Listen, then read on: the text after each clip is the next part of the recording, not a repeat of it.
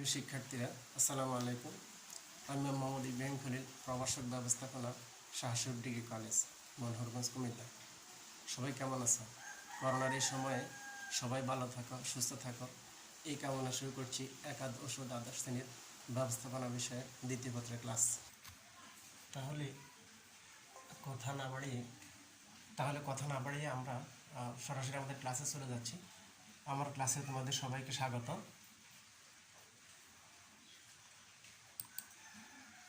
এ হলো আমার পরিচিতি। আমি মোহাম্মদ ইব্রাহিম খলিল, প্রভাষক ব্যবস্থাপনা, শাহসুর ডিগ্রি কলেজ, মনোহরগঞ্জ, কুমিল্লা। পাঠ পরিচিতি। আজকে আমাদের পাঠ হলো শ্রেণী দ্বাদশ, ব্যবসা সংগঠন ও ব্যবস্থাপনা দ্বিতীয় পত্র, অধ্যায় 1, ব্যবস্থাপনা মৌলিক ধারণা। এখানে কিছু ছবি দেখা যাচ্ছে, তোমরা সবাই দেখতেছ। প্রথম ছবিটা কি দেখতে পাচ্ছ? কতগুলো মানুষ শৃঙ্খলাবদ্ধভাবে দাঁড়িয়ে আছে। দ্বিতীয় ছবিতে দেখা যাচ্ছে একটা মিটিং চলতেছে, একটা সভা চলতেছে। তৃতীয় ছবিতে দেখা যাচ্ছে ইম্পর্টেন্স অফ ম্যানেজমেন্ট স্টাডিজ, অর্থাৎ ব্যবস্থাপনার গুরুত্ব সম্পর্কে কথা হচ্ছে। নির্বাহী ব্যবস্থাপক অধীনস্থদের ব্যবস্থাপনার গুরুত্ব সম্পর্কে বুঝিয়ে দিচ্ছেন। আর চতুর্থ ছবিতে প্রিন্সিপাল অফ ম্যানেজমেন্ট, অর্থাৎ ব্যবস্থাপনার মৌলিক নীতি সম্পর্কে নির্বাহীগণ তার অধীনস্থদেরকে বুঝিয়ে দিচ্ছেন। এই ছবিগুলো দেখে আমরা সহজাতভাবে বুঝতে পারতেছি যে আমাদের আজকের আলোচ্য বিষয় কি। আমাদের আজকের আলোচ্য বিষয় হলো ব্যবস্থাপনা। এবার আমরা ব্যবস্থাপনার তাহলে একটু সংজ্ঞাতে চলে যাই। এই অধ্যায় শেষে,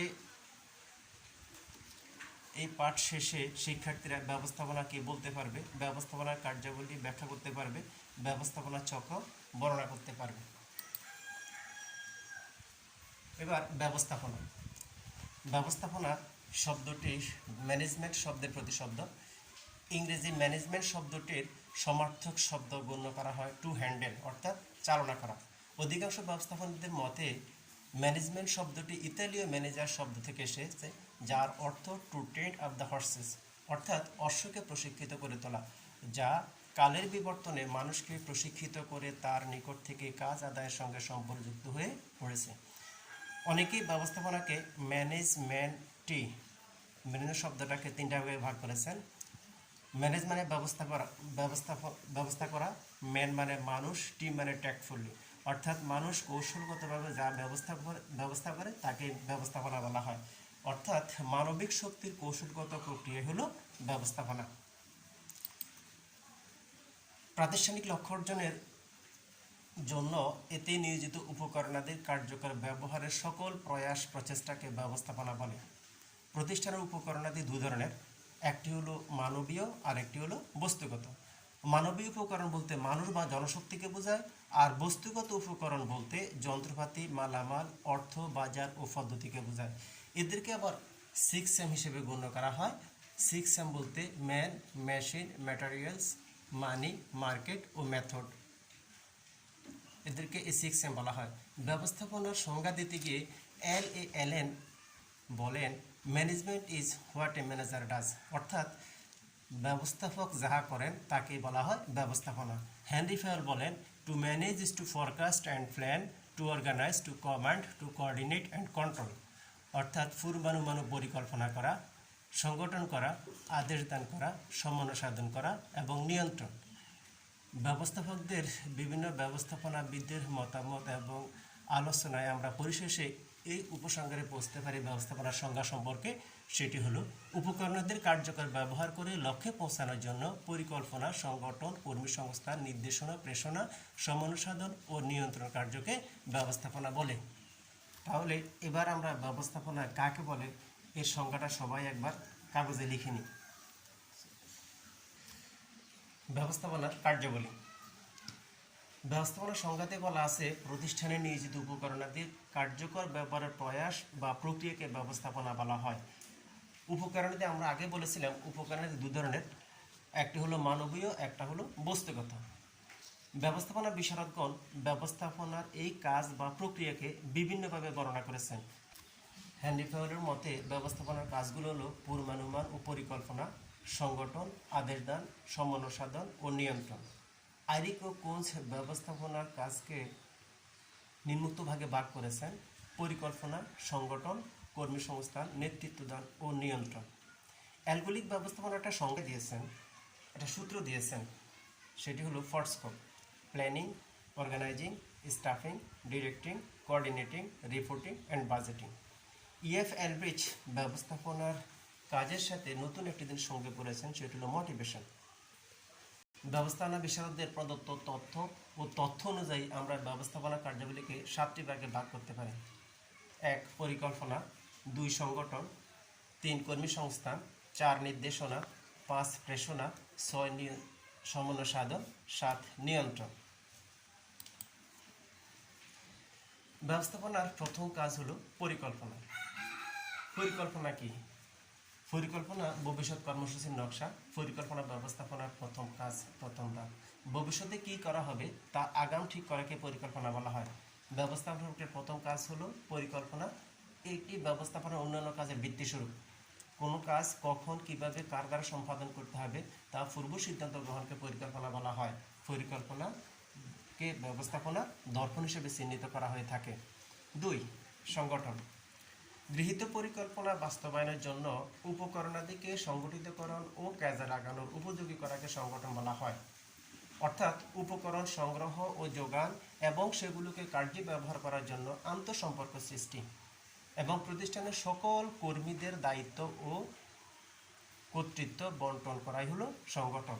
অর্থাৎ সংগঠনের মধ্যে ব্যবস্থাপনার যে উপকরণাদি আছে, সেই উপকরণাদিগুলোকে কাজে লাগানোর উপযোগী করাকে সংগঠন বলা হয়। অর্থাৎ উপকরণগুলো আমি আগে বলেছিলাম 2 ধরনের, একটি হলো মানবীয়, একটি হলো বস্তুগত।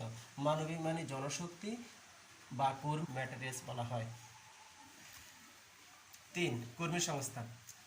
প্রতিষ্ঠানের জন্য যোগ্য ও দক্ষ কর্মী বাহিনী গড়ে তোলার লক্ষ্যে উপযুক্ত কর্মী সংগ্রহ, নির্বাচন, নিয়োগ ও উন্নয়নের কাজকে কর্মী সংস্থান বলা হয়।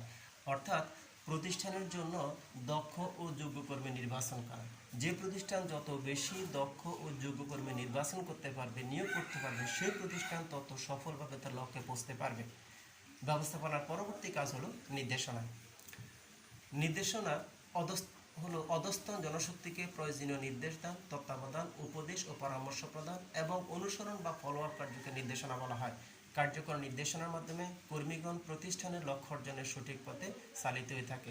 প্রতিষ্ঠানের সকল বস্তুগত অবস্তুগত উপাদানসমূহ একত্রিত করার পর, উপকরণসমূহ একত্রিত করার পর যদি ব্যবস্থাপক নির্দেশ প্রদান না করেন, তাহলে ব্যবস্থাপনা কার্যবলী শুরু হয় না। যেহেতু ঊর্ধ্বতন নির্বাহী বা ব্যবস্থাপকগণ কাজের নির্দেশ প্রদান না করা ব্যতীত প্রতিষ্ঠানের কার্যবলী শুরু হয় না, এই জন্য নির্দেশনাকে ব্যবস্থাপনার চালিকা শক্তি বলা হয়ে থাকে। পঞ্চমত হলো প্রেষণা।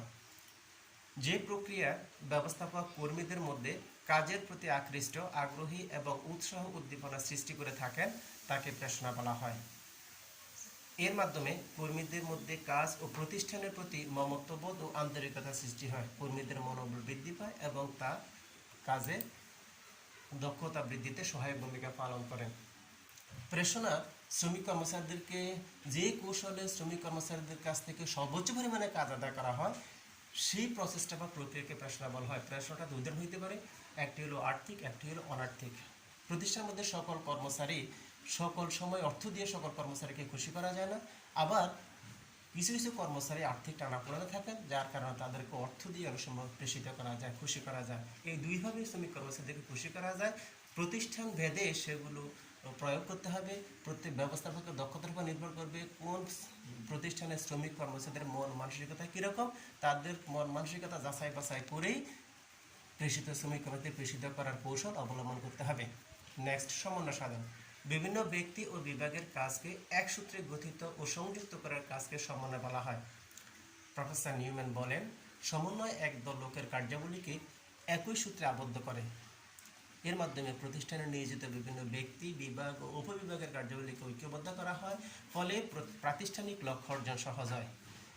প্রতিষ্ঠানের মধ্যে বিভিন্ন ব্যক্তি এবং বিভাগ বা উপবিভাগের সকল ব্যক্তিকে এক সূত্রে গঠিত করা, অর্থাৎ সবাইকে একটি লাইনে নিয়ে আসা, অর্থাৎ একটার সাথে আরেকটা সংযোগ স্থাপন করা। শ্রমিক কর্মচারীরা কখন কী কাজ করতেছে এবং প্রত্যেকটা বিভাগে কখনো কোনো সমস্যা আছে কিনা, উপবিভাগে কোনো সমস্যা আছে কিনা বিভাগ উপবিভাগের শ্রমিক কর্মকর্তাদের সাথে আলাপ আলোচনা করে যখন সবার কাজকে এক সূত্র গঠিত করে লক্ষ্যপণে পৌঁছানোর চেষ্টা করা হয়, তখন তাহাকে বলা হয় সমন্বয় সাধন। ব্যবস্থাপনার সর্বশেষ কাজ হলো নিয়ন্ত্রণ।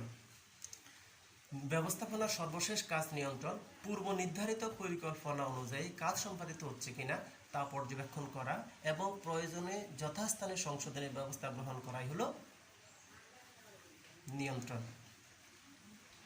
নিয়ন্ত্রণ হলো গৃহীত পরিকল্পনা, জারিকৃত নির্দেশনা ও প্রতিষ্ঠিত নীতি অনুযায়ী কার্য পরিচালিত হচ্ছে কিনা তা পরীক্ষা করা।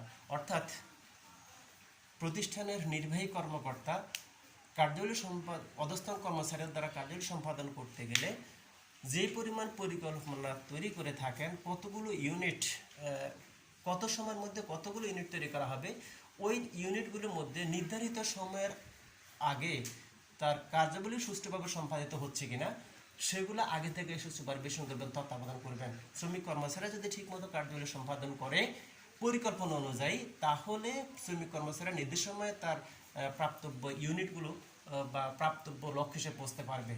যদি নির্বাহী কর্মকর্তা অধস্তন কর্মচারীদেরকে সেগুলো সুপারভিশন না করেন, তাহলে শ্রমিক কর্মচারীরা কাজের মাঝখানে যদি সেগুলো না দেখেন, তাহলে শ্রমিক কর্মচারীরা কতগুলি কাজ করতেছে, কতটুকু উৎপাদন করতেছে কত সময়ের মধ্যে, আর বাকি অবশিষ্ট কতগুলো সময় আছে ওই সময়ের মধ্যে বাকি জিনিসগুলো উৎপাদন করতে পারবে কিনা সেটি দেখবেন। যদি কখনো নির্বাহী কর্মকর্তারা অধস্তন কর্মচারীদেরকে সেগুলি যাচাই তত্ত্বাবধান না করেন, তাহলে শ্রমিক কর্মচারীরা তাদের লক্ষ্যে নির্দিষ্ট সময়ে পৌঁছতে পারবে না। নির্বাহীর কাজ হলো অধস্তন কর্মচারীদেরকে এইভাবে কাজগুলো সুপারভিশন করা, নিয়ন্ত্রণ করা। কাজগুলো যদি কখনো কোনো সমস্যা হয় সেগুলো বুঝিয়ে দেওয়া, যদি কখনো কোনো কিছু সংযোজন করা লাগে, বিয়োজন করা লাগে, সেগুলো করতে হবে। নির্দিষ্ট সময়ে কাজ শেষ করতে হলে ঊর্ধ্বতন কর্মকর্তাকে কাজগুলো করতে হবে। এ হলো ব্যবস্থাপনা কার্যাবলী সমূহ। ব্যবস্থাপনা কার্যাবলী সমূহ আমরা কয়টা কার্যাবলীর কথা বললাম? 7টা কার্যাবলীর কথা বললাম। প্রথমটি হলো পরিকল্পনা, তারপরেরটি হলো সংগঠন, এরপরটি হলো কর্মী সংস্থান, পরেরটি হলো নির্দেশনা, এরপরে প্রেষণা, এরপরে সমন্বয় সাধন, এরপরে নিয়ন্ত্রণ। ব্যবস্থাপনার এই কাজগুলো একটি অবিরাম চলমান প্রক্রিয়া বিশেষ। সুনির্দিষ্ট লক্ষ্যকে কেন্দ্র করে প্রত্যেকবার ব্যবস্থাপনার কাজগুলো শুরু হয় পরিকল্পনা থেকে এবং শেষ হয় নিয়ন্ত্রণের মাধ্যমে। তাই ব্যবস্থাপনা বিশারদগণ এগুলোকে ব্যবস্থাপনার প্রক্রিয়া বা চক্র হিসেবে আখ্যায়িত করেছেন। চক্র হলো কতগুলো আবর্তিত প্রক্রিয়া, একটা কাজ শেষ হলে আরেকটা কাজ শুরু হয়। এই ব্যবস্থাপনার কাজগুলো একটা ধারাবাহিক নির্ভরশীল প্রক্রিয়া বিশেষ, যেহেতু পরিকল্পনা দিয়ে শুরু এবং নিয়ন্ত্রণ দিয়ে শেষ। প্রত্যেকটা কাজ শেষ হলে, একটি কাজ শেষ হলে আরেকটা কাজের উদ্ভব হয়, আরেকটা কাজ শেষ হলে আরেকটা কাজের উদ্ভব হয়। এভাবে প্রত্যেকটা কাজ যেহেতু একটা কাজ আরেকটা কাজের উপর নির্ভরশীল, এই জন্য ব্যবস্থাপনা কার্যাবলীগুলোকে একটা প্রক্রিয়া বা ব্যবস্থাপনার চক্র হিসেবে আখ্যায়িত করা হয়ে থাকে। তাহলে আজকে আমরা কি শিখলাম? আজকে আমরা শিখলাম ব্যবস্থাপনা কি, ব্যবস্থাপনার কার্যাবলী সমূহ। বাড়িতে সবাই দেখবে, পড়বে, নিজে নিজে চেষ্টা করবে। আশা করি ক্লাসটা তোমাদের কেমন লাগছে জানি না, আশা করি ভালো লাগবে। পরবর্তীতে তোমাদের সাথে আবার দেখা হবে। যাওয়ার আগে একটি কথা, সেটি হলো করোনা ভাইরাসের যুগ, আতঙ্কিত না হয়ে সচেতন হতে হবে। বারবার সাবান দিয়ে হাত দিতে হবে, হ্যান্ড স্যানিটাইজার ব্যবহার করতে হবে, পরিষ্কার পরিচ্ছন্ন থাকতে হবে। আজকে সবাইকে আমার এই ক্লাসে ধন্যবাদ জানিয়ে ক্লাসটা শেষ করছি। আল্লাহ হাফেজ। পরবর্তী